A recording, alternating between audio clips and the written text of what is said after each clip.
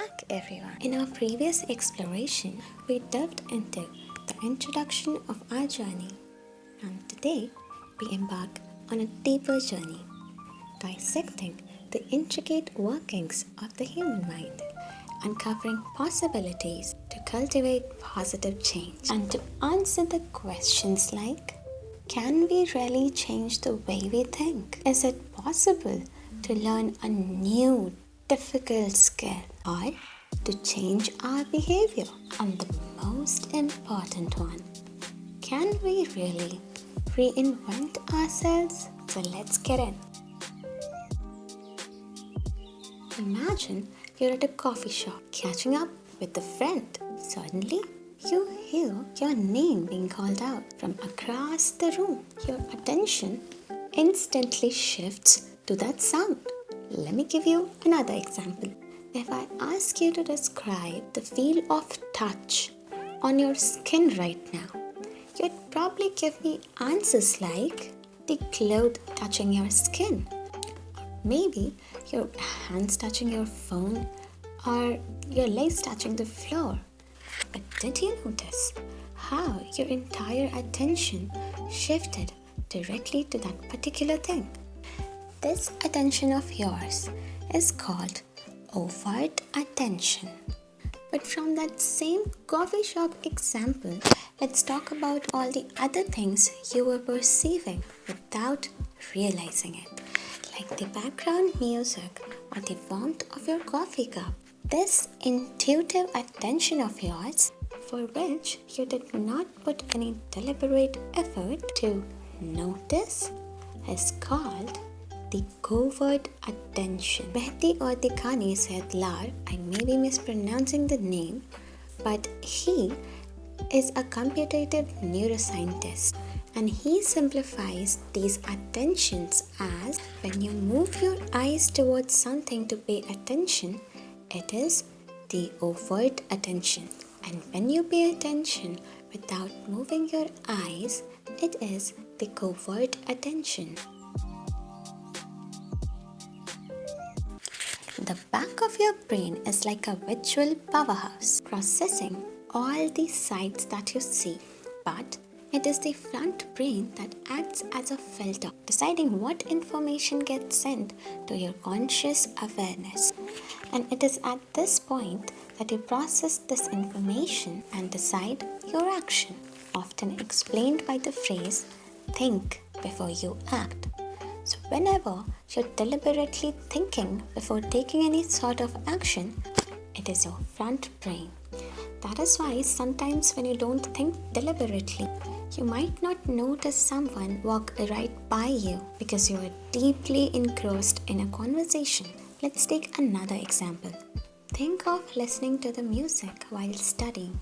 This seemingly effortless multitasking is a testament to the covert attention. However, when you shift your focus to a specific detail in the textbook, you transition to the overt attention, effectively amplifying the relevant information and filtering out the distractions. Before we delve deeper into this video, let us just discuss some of the basics. Let's start off with the nervous system.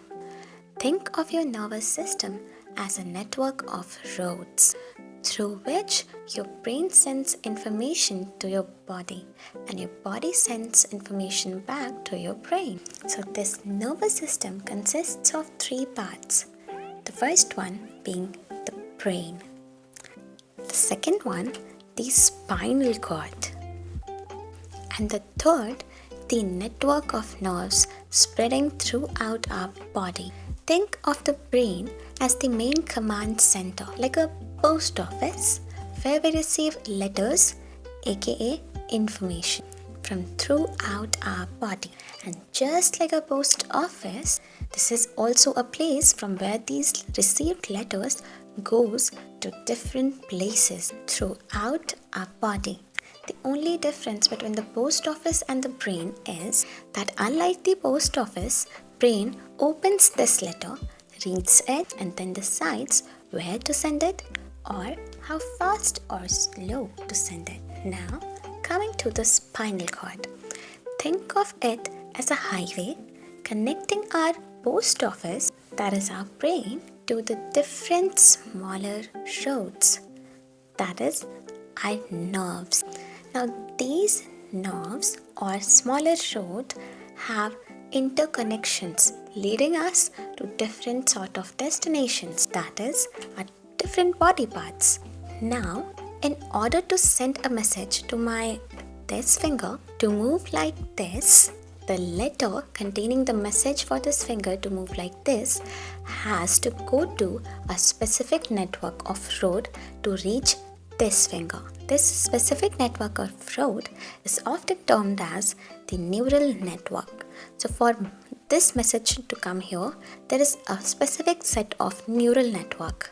If the same message has to go to this finger, there will be another set of neural network involved in this activity. It is the same for blinking my eyes or maybe feeling happy or even sad. I think this much is enough for our video, but if you want a deeper understanding of these intricate processes, I highly recommend exploring the insightful work of Professor Andrew Huberman, a renowned neuroscientist at the Stanford University. Now that we are talking about Mr. Huberman, let me tell you that in one of his videos, he emphasized a crucial distinction that while we may not have the control over the initial sensations that impinge upon us, we possess the agency to determine how we perceive or interpret these sensations. If I had to simplify this, I'd say sensations are not in our control and to sense something is inevitable.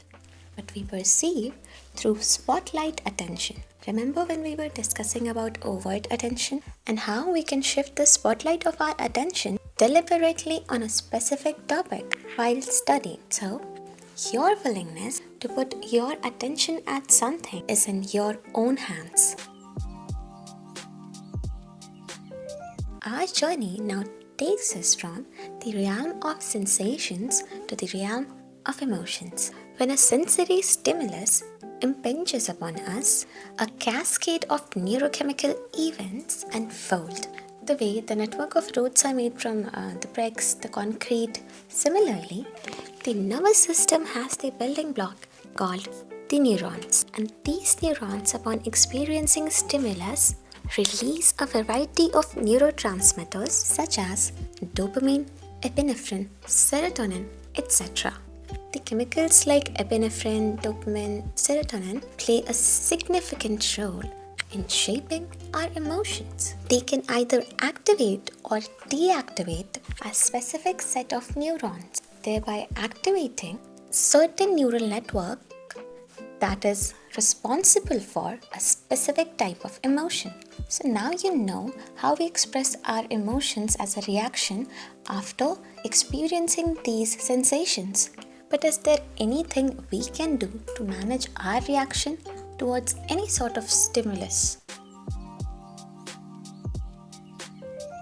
See, the human action can be broadly classified into two distinct modes: reflective and deliberative. Reflective actions are automatic, executed without any conscious deliberation.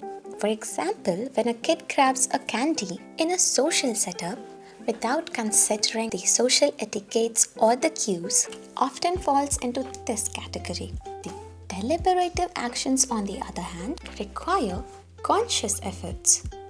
They necessitate careful consideration, planning, and a conscious decision-making process. This takes more energy, but it allows us to make more thoughtful choices.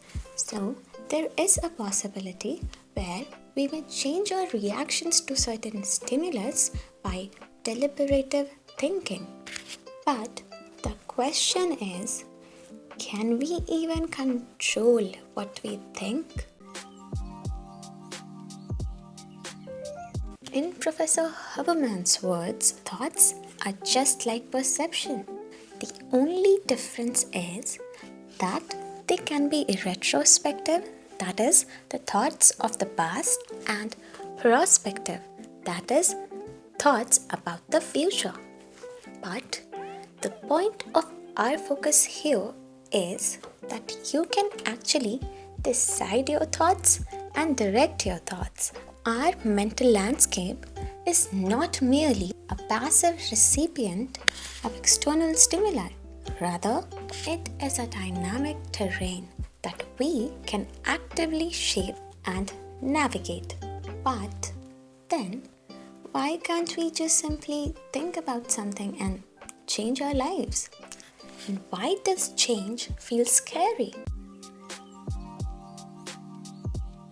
Embarking on a journey of personal transformation inevitably involves navigating resistance. When we attempt to alter the ingrained behavioral patterns or cultivate an entirely new habit, we often encounter a surge of internal resistance, such as fear or anxiousness.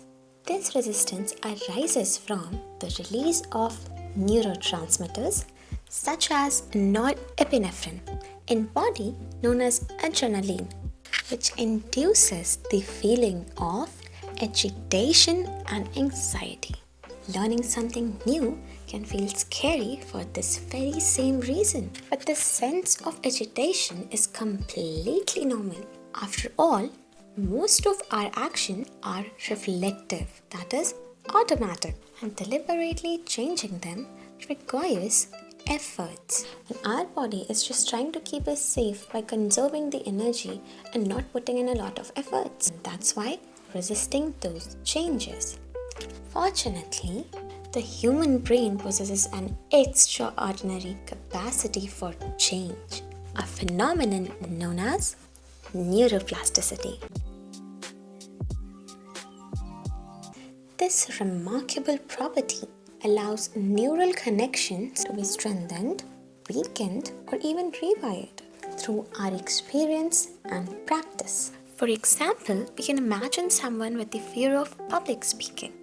This fear can be deeply ingrained, causing anxiety or even physical symptoms like sweating or racing heart. However, through consistent efforts and behavioral changes, this fear can be overcome.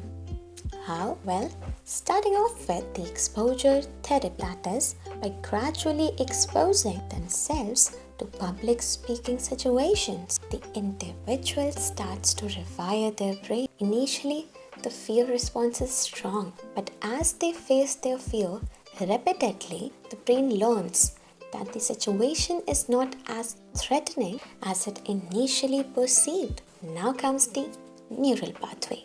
With each successful public speaking experiences, new neural connections are formed. These connections link the public speaking activity with positive emotions like confidence and accomplishment. And finally, the amygdala rewires. The amygdala is the brain's fear center. Now it becomes less reactive to the triggers associated with the public speaking. This reduces the intensity of the fear response over time.